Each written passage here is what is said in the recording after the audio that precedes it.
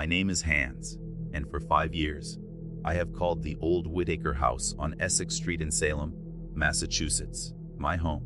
It's a building that wears its history like a shroud, built in 1885 from dark, reddish, brown brick. Its Gothic Revival architecture now seems less charming and more accusatory, its pointed arches and gables like stone fingers scolding the sky. My apartment, 3B, is on the top floor, a long, narrow space with floors that slope so dramatically a marble would race from one end to the other.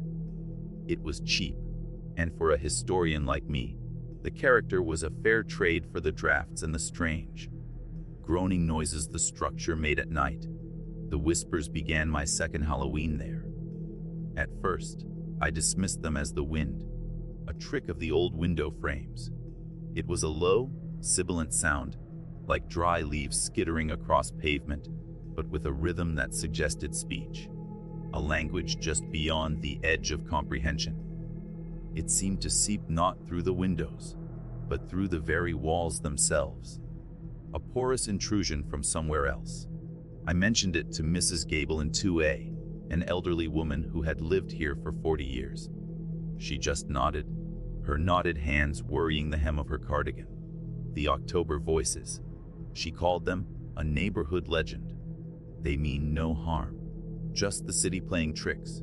Others, like the young couple in 1C, laughed it off entirely, attributing it to overactive imaginations and the pervasive Halloween fervor that grips Salem every autumn. But I am a historian. I am not satisfied with legends. I need provenance. The whispers returned every subsequent Halloween, growing incrementally more distinct, more insistent. They were not malicious, I decided. They were frantic, pleading. This past September, I began my investigation in earnest. Days were spent in the Peabody Essex Museum's archives and the Salem Historical Society. Nights hunched over my desk with copies of land deeds and old newspaper clippings. The official history of the Whitaker House was bland, but I was digging for what lay beneath. I traced the property lines back, past the 1885 construction, past the colonial-era farm that once stood here, to a parcel of land referenced in a 1692 town ledger, a small, unconsecrated plot set aside for the indigent, the outcasts, and those whose deaths were considered too tainted for the churchyard. I had found it. The Whitaker House was not just built on an old piece of land. It was a cork shoved into the mouth of a forgotten grave. The whispers were not an echo. They were a conversation I was only now beginning to hear. The spirits here were not of witches, but of the forgotten sick and the shunned, those buried in haste and without right. And they were not reminiscing about the past. They were screaming about the future. Their fragmented words, which I began to jot down in a dedicated notebook, were a litany of warnings.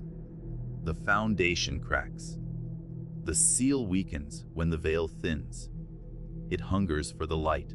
The catastrophe they foretold was not a fire or a collapse. It was a rupture. A door opened from their side on the one night it was possible. Halloween. As October deepened, the atmosphere in the building changed. The air grew thick and cold, a chill that settled in the bones, defying the old steam radiators that clanged and hissed. The familiar groans of the settling building were replaced by new sounds. Sharp, percussive cracks deep within the walls, like knuckles of stone being popped. My neighbors were no longer laughing. The couple in 1C had purchased a white noise machine, their faces pale and tight, lipped when I saw them in the foyer. Mrs. Gable had started sleeping in her living room, afraid of the whispers that now seemed to emanate from her bedroom wall. On Halloween night, the silence was the most terrifying thing. The usual sounds of the city, distant traffic, laughter from costumed revelers on Essex Street, were gone, swallowed by an unnatural void. Then the whispers began. They were no longer seeping through the walls. They were in the room with me, a swirling vortex of desperate, overlapping voices that filled the air of my apartment. I clutched my notebook, my heart hammering against my ribs. The pages were filled with my transcriptions, and now, in the deafening clarity of this spectral choir, I could finally understand the complete message. It wasn't just a warning of an opening. It was a set of instructions for a warding, a ritual of containment that had to be performed at the building's central point, the foundation stone in the basement. Before midnight, I stumbled out of my apartment and into the pitch black hallway. The single bulb had blown. The only light came from beneath my own door, and even that seemed to be receding. The whispers followed me, a frantic, guiding chorus, urging me toward the service door that led to the basement. My hand trembled as I fumbled for the old, skeleton key lock. The iron key was cold, unnaturally so, as I turned it. The door swung inward on protesting hinges, revealing a yawning mouth of darkness that smelled of damp earth, old stone, and something else. A metallic, ozone tang that burned the back of the throat. I descended into the belly of the building. The basement was a cavern of forgotten things, broken furniture shrouded in white sheets, stacks of mildewed newspapers, and the monstrous, groaning form of the ancient furnace. The whispers were deafening down here, no longer words but a physical pressure against my eardrums. Following their urgent guidance, I pushed past a stack of rotting crates to the very back wall, the oldest part of the foundation. There, barely visible in the grime, was a single, large, rough, hewn granite block, different from the rest of the brickwork. Carved into its surface were faint, worn symbols, not colonial, but older, primal. And from the hairline cracks around this stone, the same faint, greenish luminescence I had seen in my apartment was now bleeding out, pulsing with a slow, rhythmic light, like a sleeping heart. The voices coalesced into a single, clear command in my mind. I didn't speak their language, but I understood the intent. I placed my hands upon the cold, vibrating stone. The energy that shot through me was paralyzing, a torrent of centuries of fear, sorrow, and desperate hope. I could feel it on the other side, a vast, patient, and ravenously empty presence pressing against this fragile seal. It was aware of me. It was hungry. I focused all my will, channeling the collective plea of the whispers, pushing back with the weight of their shared memory. The luminescence flared, blindingly bright, then dimmed. The pressure in the air vanished. The whispers ceased, not fading, but snapping into an absolute, ringing silence.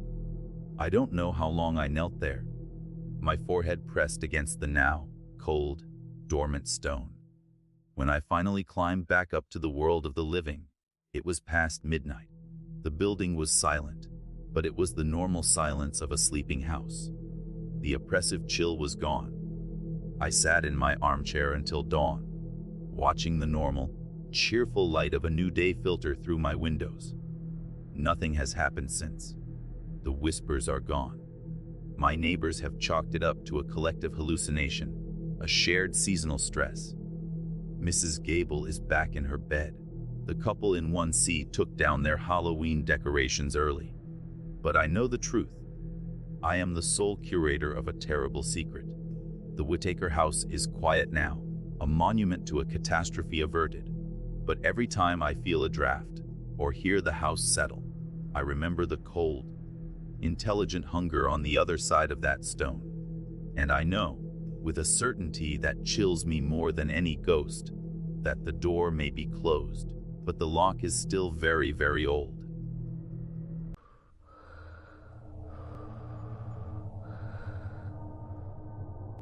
My name is Emily, and I was a junior evidence technician for the Ross County Sheriff's Office in 2018.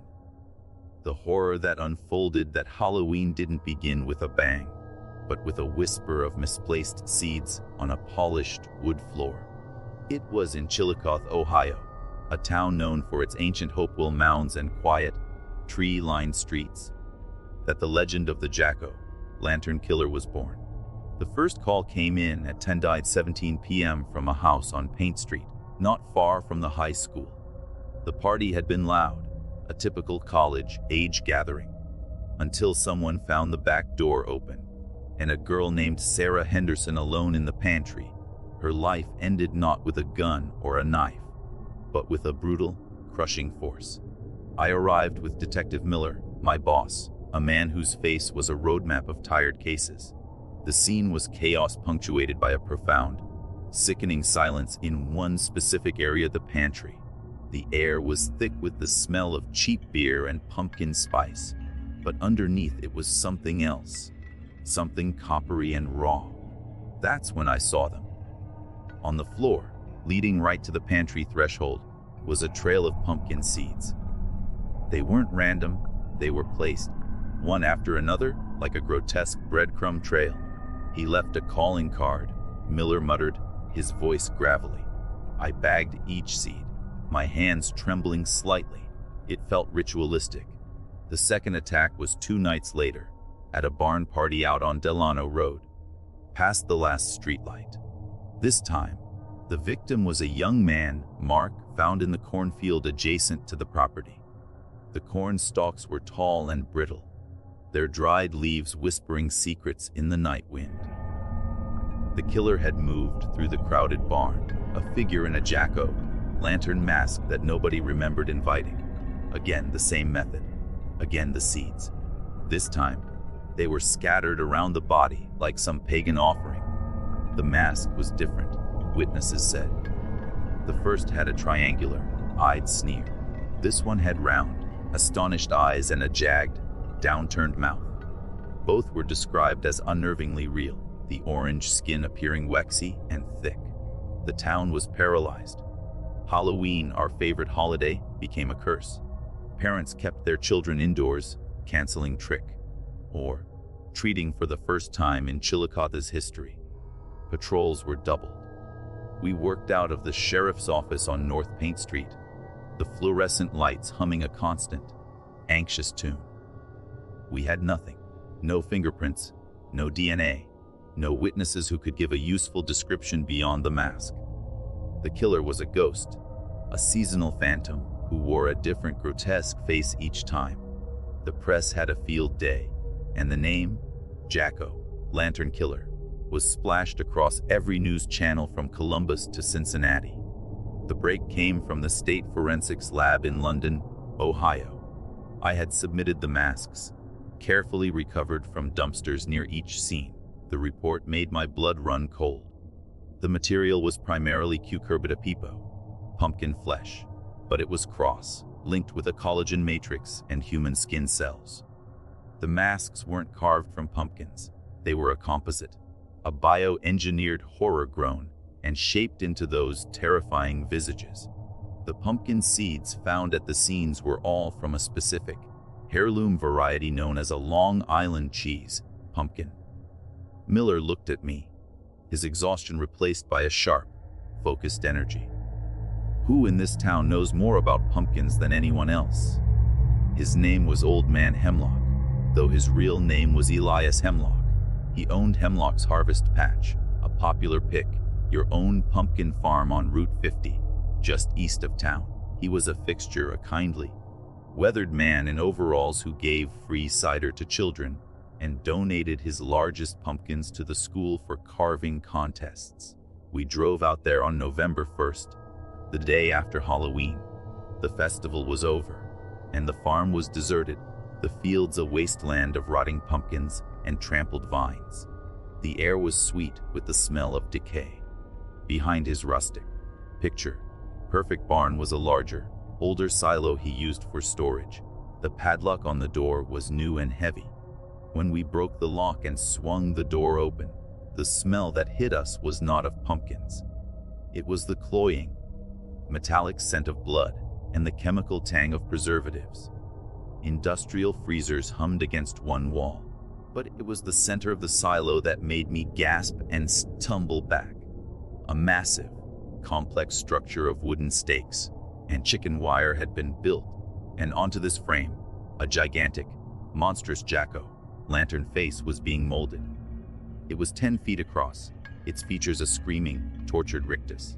and it was made from the same composite as the masks, a patchwork of pumpkin flesh and pollard, stitched together human skin, harvested from his victims. He wasn't just wearing the masks, he was building an effigy. We found Elias Hemlock in his farmhouse, sitting calmly at his kitchen table, a cup of steaming tea in front of him. He didn't resist. He just looked at us with a placid, almost beatific smile.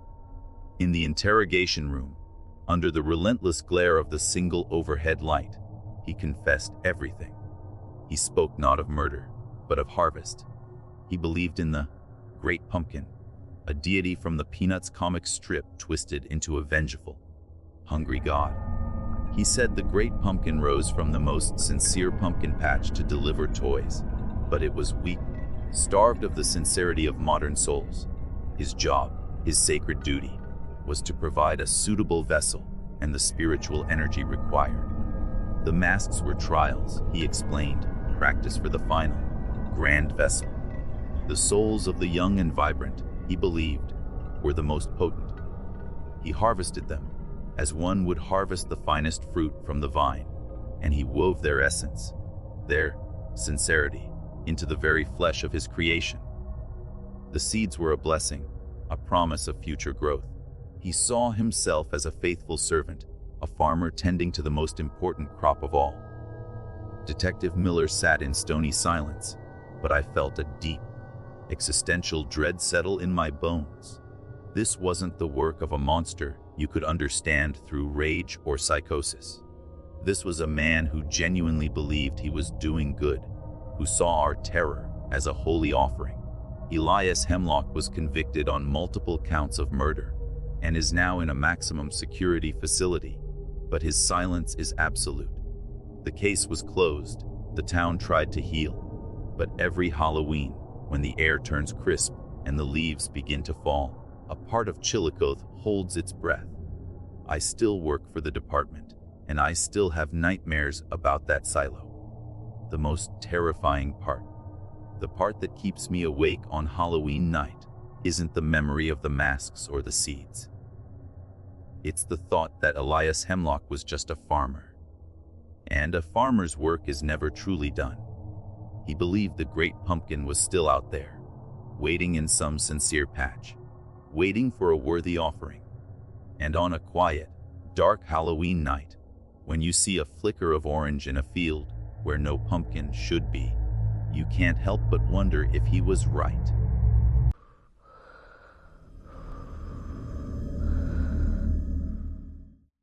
The wheels of our U-Haul truck crunched over the gravel driveway of the old Victorian house on Hemlock Lane, a sound that was swallowed by the incessant, cold drizzle of that Halloween night in 2015. We were the new family in the small, tight, knit town of Ravenswood, Pennsylvania, a place where everyone knew everyone, and history was etched into the very brick and mortar of its oldest buildings. My parents were thrilled by the character of the place, its high ceilings and pocket doors, but to my 16-year-old eyes, it was a monolith of shadows, its jutting gables and wraparound porch seeming to brood under the leaden sky. The real estate agent had been curiously hurried during the final walkthrough, her perfume doing little to mask an underlying scent of dust and decay that clung to the floral wallpaper. We carried our belongings inside by the weak light of bare bulbs, our footsteps echoing through cavernous, empty rooms. The previous owners had left in a hurry, leaving behind small, unsettling tokens: a single, tarnished silver spoon in a kitchen drawer, a child's porcelain doll with one cracked eye sitting on a mantelpiece, and, most prominently, a large, antique mirror in the grand foyer. Its glass was speckled with age, and when you looked into it, your reflection seemed to be watching you from the bottom of a deep, dark pool. The house was freezing, a deep, pervasive cold that the newly furnace heat couldn't seem to touch. It was a cold that settled in your bones, a dampness that felt ancient. The first incident occurred a week after we moved in. My mother, trying to inject some normalcy, decided to put up our Halloween decorations. She had arranged a cluster of plastic pumpkins and a friendly-looking ghost on the porch railing. The next morning, the arrangement had changed. The pumpkins were lined up in a perfect, unsettling row along the top step, like silent, orange sentinels. The ghost decoration was gone from the porch. I found it later that day in the upstairs hallway, placed directly in front of the closed door to the smallest bedroom, its white sheet twisted, so that the printed smile was now a distorted, downward grimace. We blamed the wind, though all the windows had been locked shut. Then, the noises began, not the typical groans and settles of an old house, but distinct, isolated sounds. The clear, crisp sound of a woman's laughter would echo from the third-floor ballroom when the house was silent. One night, I was awakened by the sound of music, a faint, tinny rendition of Monster Mash that seemed to be coming from the walls themselves, as if the house were remembering a party from long ago. My father, a pragmatic engineer, checked the wiring and found nothing. The house had no speakers, no old radios. The fear in our house became a silent, third presence, a thing we tiptoed around and never discussed aloud. The decorations continued to move, each new arrangement more deliberate than the last. Fake cobwebs were stretched across a bookshelf in the study to highlight a single, specific book, a yearbook from Ravenswood High, 1995. My mother, her curiosity now overpowering her fear, pulled it from the shelf. A photograph had been paper, clipped to the inside cover. It showed a young woman with bright eyes and a wide, hopeful smile, standing with a group of friends at a Halloween party. Someone had circled her face in what looked like faded red ink. Her name was written beneath the photo, Sarah Miller. That night, the cold in the house intensified, centering on the study. The faint, sweet smell of rotting pumpkins would appear and vanish without a source. Driven by a growing dread, my parents made discreet inquiries in town. The local librarian, an elderly woman with kind, tired eyes, confirmed the story with a hushed gravity. 20 years earlier, to the night, Sarah Miller had been murdered in that house during a raucous Halloween party. The official story was a burglary gone wrong. A suspect, a transient passing through town, was questioned but released due to lack of evidence. The case grew cold, a dark stain on the town's history. The librarian didn't say much more, but her hands trembled as she handed my mother a photocopied news article about the tragedy. The article mentioned that Sarah was the daughter of the town's former mayor. The current mayor, John P. Blackwood, had been a close family friend. The ghostly activity escalated as Halloween drew nearer. One evening, I came home to find every fake cobweb in the house gathered and meticulously woven into a single, large web that stretched across the entire foyer mirror. In the center of the web, our collection of plastic spiders had been arranged to spell out a single word, L-I-A-R. The air was frigid, and my breath plumed before me. I stood there, paralyzed, staring at the message in the reflection of that murky, ancient mirror. For a fleeting second, I saw not my own pale, terrified face, but the faint, shimmering outline of a woman standing behind me, her head tilted in a gesture of profound sadness. I spun around, but the space was empty. On October 30th, the final clue manifested. We woke to find the entire ground floor rearranged. The furniture was pushed against the walls. A trail of Halloween candy, like a grotesque breadcrumb trail, led from the front door, through the living room, and ended at the brick fireplace. There, our plastic skeleton was propped up inside the hearth. Its bony fingers were closed around the handle of an object that did not belong to us, a tarnished, silver letter opener with an ornate, eagle-shaped handle. The blade was stained a dark, rusty brown. The cold in the room was so intense it hurt to breathe, and a palpable sense of urgency, of desperate need, filled the silence. My father, his face ashen, used fireplace tongs to carefully place the letter opener inside a clear plastic bag. We knew, with a certainty that went beyond reason, what it was and what we had to do. We drove to the county sheriff's office, not the local town police. The state police detective who took our statement was skeptical until my mother showed him the yearbook photo and recounted the librarian's story. The letter opener was sent for expedited testing. The results came back on the afternoon of October 31st, 2015. The stains were Sarah Miller's blood. The fingerprints on the handle, preserved under the tarnish for 2 decades, belonged to Mayor John P. Blackwood. That Halloween night, the air in our house was electric with a strange, silent anticipation. We sat in the living room, the lights off, watching the parade of costumed children through the window, their joyful shrieks sounding a world away. As the town clock struck midnight, marking the exact anniversary of Sarah's death, a profound silence fell over our house. Then, from the 3rd floor ballroom, we heard it. Not a noise of anger or sorrow, but a single clear and unmistakable sound, a long, slow, exhaled breath, like a weight being lifted after 20 years. The deep, penetrating cold that had plagued us since our arrival simply vanished, replaced by the normal, comfortable warmth of a heated home. Mayor Blackwood was arrested the next morning at his perfectly manicured colonial home on the other side of town. Further investigation uncovered that Sarah had discovered he was embezzling town funds, and he had killed her to keep her silent, framing the transient to avoid suspicion. The trial was short. We moved out of the house on Hemlock Lane the following spring, unable to shake the memory of those dark months. We never saw Sarah's spirit again. But every Halloween, I place a single, white candle in our new window, in a quiet town far from Ravenswood. I light it at dusk and let it burn until midnight. It's not a gesture of fear, but of thanks. A silent acknowledgement for a restless spirit who, trapped by a terrible injustice, used the one night she had the strength to reach across the veil and finally lead someone to the truth.